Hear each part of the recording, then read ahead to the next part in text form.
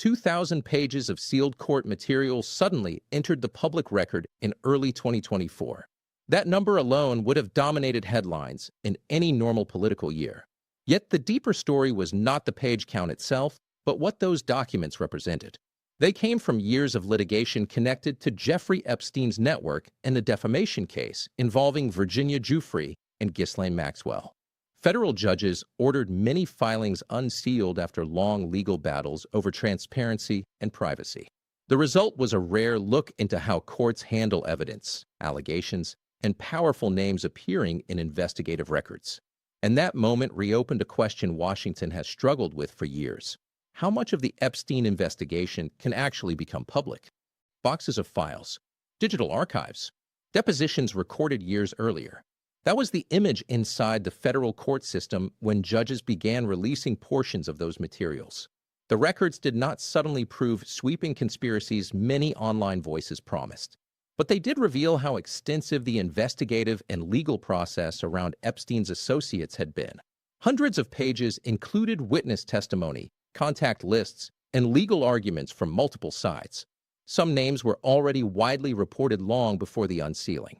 Others appeared only in procedural references, not accusations of wrongdoing. The difference between those two categories matters far more than most viral posts ever acknowledge. But that distinction is exactly where public frustration begins. For years, survivors and transparency advocates argued that the sealed records created a perception problem for the justice system. When powerful individuals appear anywhere in investigative documents, secrecy can look like protection. Courts often seal records for legal reasons involving privacy, ongoing cases, or evidentiary rules. Yet those legal safeguards collide directly with public expectations of accountability. The Epstein case became the clearest modern example of that tension. The public wanted clarity about who knew what and when. The legal system moves slower and reveals far less than public outrage often demands. That gap between expectation and process fueled an entire ecosystem of speculation. Consider the timeline that built the pressure. Jeffrey Epstein was arrested in July 2019 on federal sex trafficking charges. 1 month later, he died in federal custody, a death officially ruled a suicide by medical examiners. Investigations into his associates continued through separate legal channels, including the prosecution of Ghislaine Maxwell. In December 2021, a federal jury convicted Maxwell on multiple counts related to trafficking minors. Her conviction confirmed that Epstein's network involved real criminal activity documented through court evidence. But it also meant that many related records remained locked inside ongoing legal proceedings. Those proceedings produced enormous documentation. Depositions taken during civil lawsuits stretched across thousands of transcript pages. Financial records appeared in exhibits attached to filings. Attorneys on multiple sides referenced communications, travel logs, and witness interviews gathered during years of litigation. When a judge in New York ordered portions of the Giuffre records unsealed in stages beginning in 2024, the process immediately attracted worldwide attention. News organizations reviewed each release carefully, comparing claims with previously reported facts. Analysts also warned viewers that appearing in a document does not equal guilt or accusation. Yet the scale of the archive ensured the story would keep expanding. That is where the political layer begins. Members of Congress from both parties have repeatedly demanded broader transparency around Epstein's contacts and finances. Oversight committees have asked federal agencies how evidence from the investigation was handled and preserved. Lawmakers know public trust erodes quickly when high-profile investigations remain partially hidden. At the same time, prosecutors must follow strict rules about what evidence can be released outside court. Evidence tied to ongoing appeals, sealed testimony, or privacy protections cannot simply be posted online. Those limits frustrate voters who believe the government already has answers sitting inside filing cabinets. Now picture the situation inside Washington. Picture this. It is late evening inside a congressional office reviewing thousands of pages released that same afternoon. Staff members are scanning names, dates, and legal language searching for patterns that matter politically. Every line must be checked against public reporting and court records before anyone speaks publicly. A single misinterpretation could create national headlines within minutes. Yet ignoring the documents entirely would also signal indifference to public concern. That balancing act explains why political responses often appear cautious and delayed. But another pressure was already building. Public trust in institutions has dropped steadily across the last decade, according to multiple national surveys. When the Epstein investigation intersects with that distrust, every delay looks suspicious to many voters. Lawmakers understand that perception can become more powerful than the underlying legal details. Transparency, therefore, becomes not just a legal issue, but a political survival issue. The more pages emerge from sealed records, the more pressure grows for broader disclosure. And that pressure is shaping the next phase of this story. The next releases will matter far more than the first batch ever could. The earliest unsealed files were only a fraction of the overall archive created during years of litigation and investigation. Federal judges emphasized that the January 2024 release involved documents tied specifically to a defamation lawsuit rather than the entire investigative record connected to Jeffrey Epstein. That legal distinction matters because civil case filings represent only one slice of a much larger evidentiary landscape. Criminal investigations, grand jury testimony, and protected witness materials follow entirely different disclosure rules. Those separate layers explain why thousands of pages can appear suddenly, while much larger collections remain sealed for years. That reality frustrated many observers who expected immediate sweeping revelations. Instead, journalists and legal analysts spent days reading through depositions and filings that were often procedural rather than explosive. The documents contained references to interviews conducted long before Epstein's 2019 arrest. Some names appeared because attorneys asked witnesses broad questions about social circles in wealthy environments. Others appeared because travel logs or address books were introduced as exhibits during legal arguments. The presence of a name inside a document does not establish wrongdoing, a distinction every responsible news outlet repeated throughout the coverage. But the scale of the material still carried political consequences. Thousands of pages create a different kind of pressure than a single investigative report. When records stretch across years of testimony, they force institutions to revisit decisions made long ago. Prosecutors must re-examine investigative timelines. Congressional staff begin asking whether earlier oversight hearings missed key details. Advocacy groups representing survivors often push for broader disclosure once any portion of the archive becomes public. Each new document becomes another data point in an already complex national conversation about accountability and transparency. At the same time, another legal reality was quietly shaping the pace of disclosure. Courts do not release sealed materials all at once when privacy interests or ongoing litigation remain involved. Instead, judges review documents line by line to determine whether identifying information must stay redacted. That process is slow and deliberate by design because mistakes cannot easily be undone once information spreads across global media networks. Legal teams for individuals mentioned in the records often file objections arguing that publication could cause unfair reputational harm. Judges must weigh those claims against the public's interest in understanding the broader investigation. That balancing act can stretch the timeline for months. Consider how federal courts handled similar transparency battles in past high-profile cases. Documents connected to the Watergate investigations remained sealed for decades before gradual release through archival review. Records related to the Iran-Contra affair were also disclosed slowly through court and congressional processes rather than one sweeping document dump. The Epstein litigation followed that same institutional pattern, even though the modern media environment moves much faster. When thousands of pages appear online within hours, the public often assumes the entire story must already be visible. The reality is more complicated. Picture this. It is mid-afternoon in a newsroom where reporters are working through newly released court filings page by page.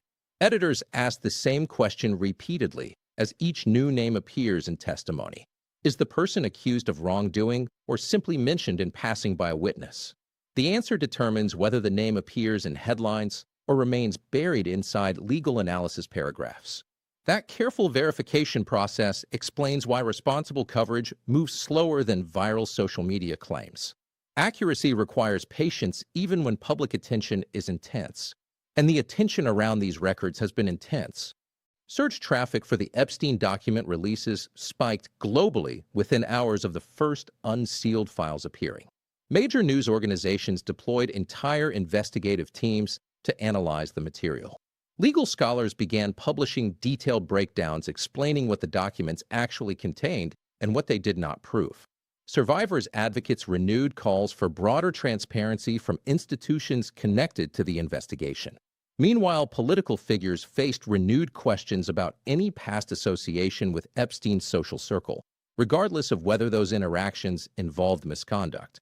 The pressure did not stay inside courtrooms. Members of Congress have repeatedly raised the Epstein investigation during oversight discussions involving the Justice Department and federal law enforcement agencies. Lawmakers across the political spectrum have argued that public confidence requires clear explanations of how the investigation was handled. Some have asked whether additional evidence could eventually become public once appeals and related cases conclude. Others emphasize the legal risks of releasing unverified accusations or protected witness information prematurely. Those competing priorities explain why congressional discussions often sound cautious even when public demands grow louder. Let that sit. Because the debate unfolding in Washington is not simply about a single archive of documents. It is about how democratic institutions handle allegations involving powerful individuals while still protecting the integrity of the legal process. If transparency moves too slowly, public trust erodes. If it moves too quickly without legal safeguards, the justice system risks turning untested claims into permanent public verdicts. That dilemma sits at the center of every decision judges and lawmakers now face regarding the Epstein records. And another deadline is quietly approaching. Several related legal proceedings connected to Epstein's network continue moving through appellate courts and civil litigation channels. As those cases resolve, additional documents may become eligible for review and potential release. Each new ruling could reopen debates about what information belongs in the public record. Analysts following the case closely expect that the story will evolve in phases rather than a single dramatic disclosure. The archive built during years of investigation is simply too large for any other outcome, which raises a larger question Washington cannot ignore. How much transparency is enough to restore public trust without undermining the legal protections that every investigation depends on? That question has been sitting underneath the entire debate since the first documents appeared. Courts may control what gets released, but the political consequences unfold somewhere else entirely. When thousands of pages tied to a scandal involving wealthy and powerful individuals become public, the reaction spreads through multiple systems at once. Media organizations analyze every reference. Advocacy groups push for further transparency. Lawmakers begin asking whether earlier investigative decisions deserve renewed scrutiny. Each of those reactions feeds the next stage of pressure surrounding the Epstein investigation. But the deeper issue is not only about names inside documents. The larger issue involves how federal investigations handle networks of wealth and influence. Epstein's case drew global attention because it intersected with elite financial circles, international travel, and social connections among political figures and business leaders. Investigators reviewed flight logs, financial transfers, and witness accounts during years of inquiry. Prosecutors ultimately secured the conviction of Ghislaine Maxwell for helping facilitate trafficking of minors. That verdict confirmed criminal activity existed within Epstein's network. Yet it also reinforced a difficult reality. Proving responsibility in complex social networks requires evidence that meets strict legal standards. That standard changes what the public eventually sees. Evidence used in criminal trials must pass multiple layers of verification before appearing in court. Investigators collect far more information than prosecutors ever present to juries. Some material cannot be introduced because it fails evidentiary rules. Other information involves individuals who were never charged with crimes. Those distinctions rarely appear clearly in online debates about document releases. Instead, the public often encounters isolated excerpts without the legal context surrounding them. That gap between raw documents and courtroom evidence creates enormous room for misunderstanding. and misunderstanding spreads faster than legal clarification. Within hours of the first Epstein files appearing online, social media platforms filled with claims about hidden conspiracies and undisclosed lists. Many posts suggested the documents would expose entire networks of wrongdoing overnight. Journalists reviewing the actual records found something different. The materials largely confirmed details already reported during years of investigative coverage. Some passages introduced new context about witness interviews or social contacts. But the sweeping revelations predicted by viral commentary did not appear in the initial batches. That difference did not slow the public conversation. Picture this: a laptop screen glowing late at night as someone scrolls through hundreds of pages of court filings. Names appear that were already part of public reporting years earlier. Other references seem confusing without the surrounding testimony. A reader begins connecting dots that may or may not exist within the broader legal record. Within minutes, a screenshot circulates across thousands of social media accounts. The conversation that follows spreads faster than any official explanation could. This is where institutional credibility becomes critical. When public trust in institutions declines, every partial disclosure becomes evidence of something larger. The Epstein case unfolded during a period when surveys consistently show Americans expressing record low confidence in government and media organizations. That environment magnifies the impact of any ambiguity surrounding sensitive investigations. If authorities release documents slowly, critics argue the system is protecting elites. If they release documents quickly, critics argue important information must still be hidden somewhere else. Either outcome reinforces suspicion rather than resolving it, and that suspicion has real political consequences. Members of Congress now face constant pressure from constituents demanding clarity about how the Epstein investigation was handled. Some lawmakers propose legislation requiring greater transparency in cases involving human trafficking networks. Others caution that forcing disclosure of sensitive evidence could damage ongoing prosecutions or violate victims' privacy. The Justice Department itself must navigate those same concerns while responding to oversight requests from Capitol Hill. Every step occurs under intense public scrutiny. Let that sit, because the next stage of this story will likely depend on factors outside the original investigation entirely. Appeals related to Maxwell's conviction continue moving through federal courts. Civil lawsuits connected to Epstein's finances and victims remain active in multiple jurisdictions. Each legal development has the potential to unlock additional records or testimony. That means the document trail connected to Epstein's network is not finished expanding, and the timeline for those developments matters. Legal appeals often take months or even years before final rulings arrive. During that period, attorneys on multiple sides argue over what evidence belongs in public filings and what remains sealed. Judges must weigh transparency against legal protections built into the judicial system. Each decision adds another layer to the archive surrounding Epstein's activities and associates. Analysts watching closely expect that additional disclosures will emerge gradually as cases move toward resolution, which brings the conversation back to the central pressure point. Public expectations are now higher than at any previous stage of this investigation. Every new document release will be measured against the belief that hidden information still exists somewhere in the system. Whether that belief proves justified or exaggerated will depend on how courts and institutions handle the next wave of disclosures. And those decisions are already approaching. And the consequences will extend far beyond the Epstein investigation itself. Every institution involved now understands the stakes are no longer limited to a single criminal network. The credibility of the justice system sits directly inside this process of disclosure. When sealed records begin emerging after years of public pressure, people watch carefully for signs of transparency or hesitation. Each page released becomes another signal about how institutions handle cases involving power and influence. That is why every court ruling tied to these files receives immediate global attention. But the structural challenge goes deeper than any individual case. American courts were never designed for the speed of modern information networks. Legal systems operate through deliberate procedures built to protect fairness and due process. Social media platforms operate through instantaneous distribution of fragments and interpretations. When the Epstein files began appearing in 2024, those two systems collided directly. A legal archive meant for careful review suddenly became material for millions of rapid conclusions. The gap between those speeds continues to define how the story evolves. That gap creates a feedback loop inside public trust. If documents appear slowly, many viewers assume something must still be hidden. If documents appear quickly without explanation, confusion spreads through incomplete context. Judges and prosecutors therefore face a dilemma that did not exist during earlier transparency battles like Watergate or Iran-Contra. Every release now enters an environment where partial information travels globally within minutes.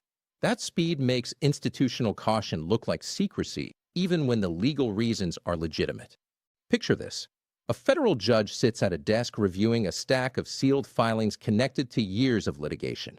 Each page contains names, testimony excerpts, and legal arguments requiring careful evaluation before any public release. The judge knows that once a document becomes public, it will circulate worldwide within hours. Lawyers from multiple parties have already submitted arguments about privacy, reputational harm, and legal precedent. Every decision must balance transparency against the fundamental fairness of the legal system itself. And those decisions rarely satisfy everyone.